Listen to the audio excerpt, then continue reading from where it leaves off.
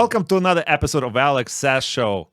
Well, this episode is Common Canadians, and you were waiting for this episode because the first one was so successful. And thank you to Canada Central for letting us look behind the scene once again. And the reason, again, I have to remind you, brothers and sisters, why I'm doing this show. Clearly, according to my accent, I'm an immigrant, but who isn't in Canada? All the people at one point or another have some kind of generational immigration story. And we're here to share those stories and to portray what makes Canada great. And some of the people come here and they make Canada great again because immigration is such a controversial issue, but we're here to show you that no, it is, if it's done right, for both, for the immigrant and the country, is a positive thing. So without further ado, we have a special guest here today, and welcome to Common Canadians.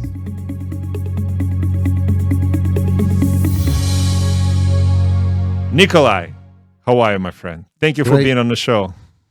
Thank you, Alex, for having me. It's great. It's a Well, pleasure. it's an interesting story that you have. You came to Canada, and you studied here, you received your education, and then you became a teacher. So your story twice as interesting to us.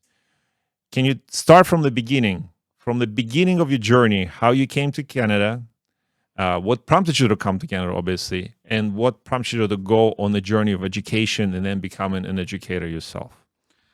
First, I went to France, stayed over there for a couple of years, and but for whatever reason, I wanted to cross the ocean.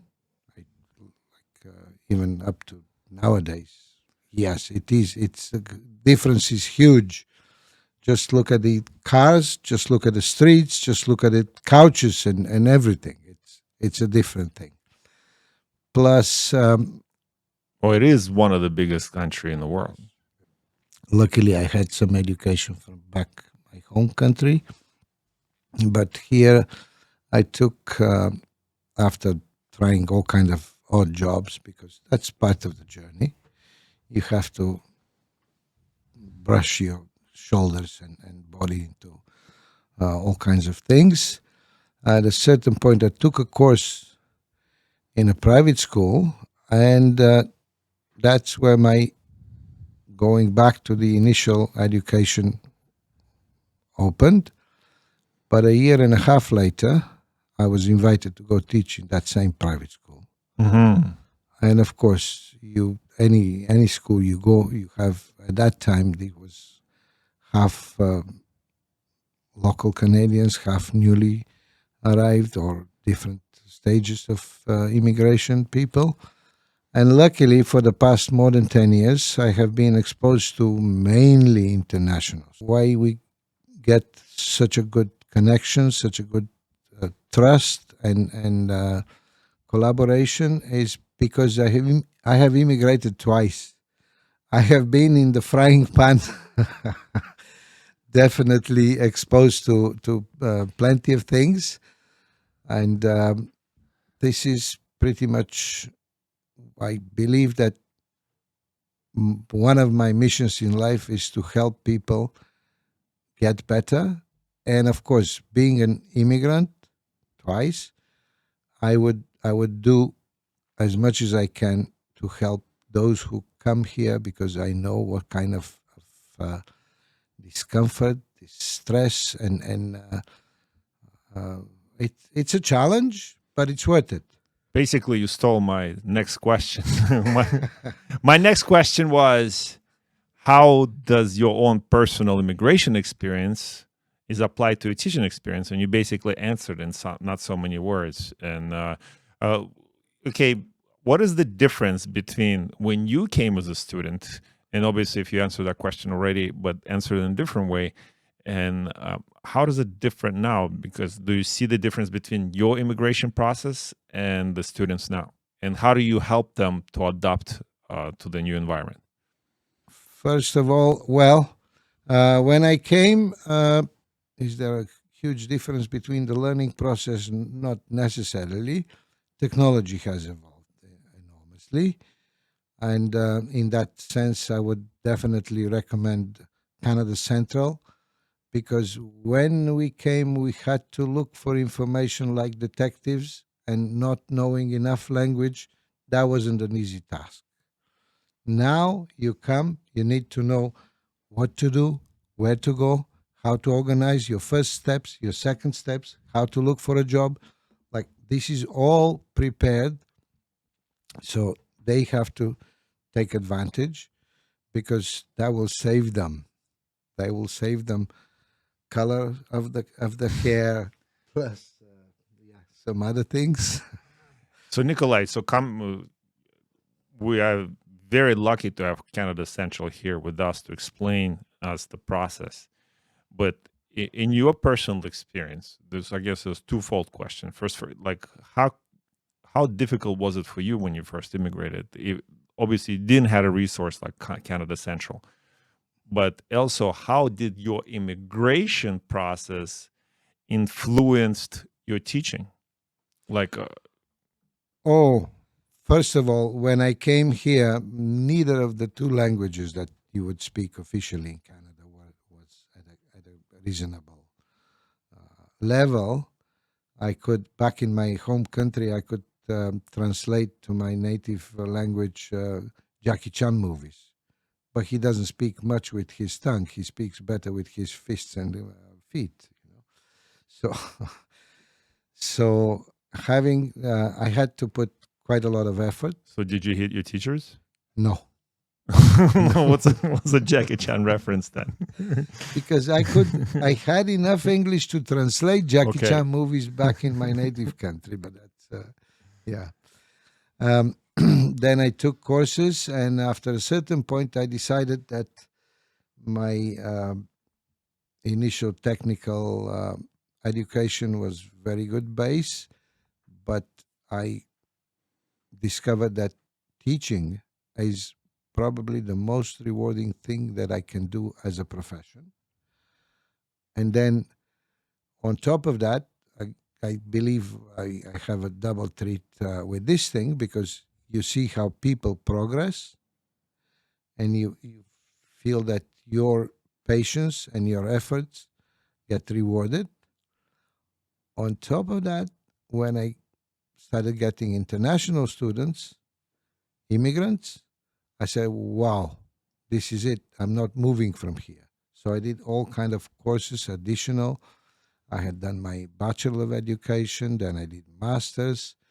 I've been doing some certificates on emotional and social education, and this you never stop learning. With the most rewarding thing is the result that you see students progress, and I see immigrants progress because I was twice an immigrant. So again, if I can recommend, look for help, and Canada Central is one of the best places to get help. Amazing. So it's very, very inspiring actually to hear your personal story and how it applies to finding your purpose through immigration in this great country of ours, which is Canada. And Canada is a great country, regardless of political, economic structure of the moment. It really is popular. Let me ask you this: what are the techniques that you are using to inspire, to engage, or empower your immigrant students? Is there any particular tools, tricks of the trade? Well, tools and tricks is I pay attention, but those tools and tricks wouldn't necessarily apply only to immigrant students. Uh, Probably I would show a little bit more patience and a little bit more tolerance, because I know that compared to uh, the local students, those people, they have paperwork being processed, being forgotten papers here. They need to go consult this thing. They need to go look for a medical insurance. They need to prepare whatever driver's license. It's definitely a lot more um, stress, if you want to say. But okay, I try to teach them not to look at it as stress. It's they need to have more awareness and higher level of organization. It's normal to panic, but don't let panic stop you from clear thinking. Panic is good until it makes you do something. It's clear that you're actually making significant impact, and what we want to deliver the message here to the immigrants that do come here. When you're going to be placed in certain situation here with lack of language, lack of understanding of culture, you will be quite often surrounded by people like you that will help you adjust in the country by sharing some of your own stories, by sharing some of the things that weren't necessarily taught to you, right? Um, what is the most rewarding thing for you specifically being a teacher? Like, is there one thing that you wake up in the morning and you say, like, okay, this is it? Most rewarding thing is when you see that they understand that you are doing sometimes more than anybody else around would do. And you can do it just by, again, showing patience and pushing them sometimes. Because we all need to be pushed here and there. Encouraged. Okay. And yes, how little that's encouragement do we really need? quite often. Yes. So let me ask you this. Okay, there's another aspect of this because we do live in a country that has a lot of socialist programs. A lot of the educational programs do have some kind of financial or student aid, even for the immigrants. Is that correct? That is correct to a certain extent, Yes, but sir. to be fully honest, like we work in our school where we work together with Benedetta.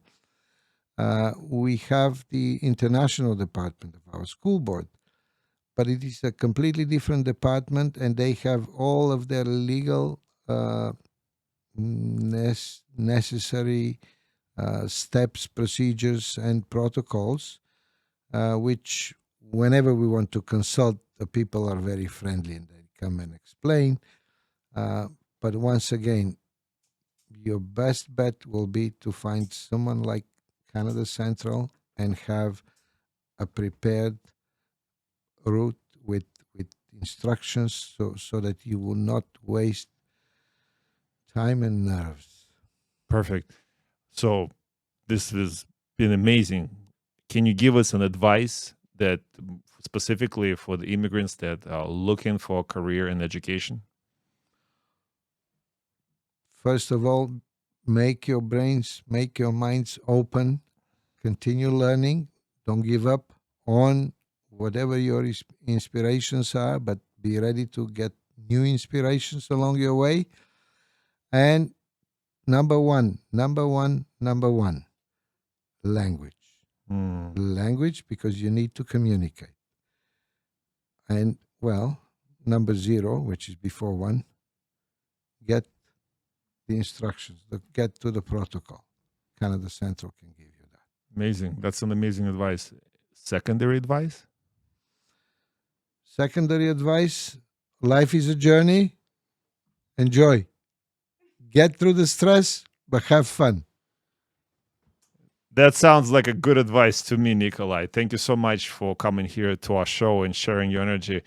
And brothers and sisters, the reason why we want to share a person like Nikolai is to show you that it is your personal approach. I mean, you make home out of any place you go to. And fortunately, a lot of us found home in Canada because of people like Nikolai.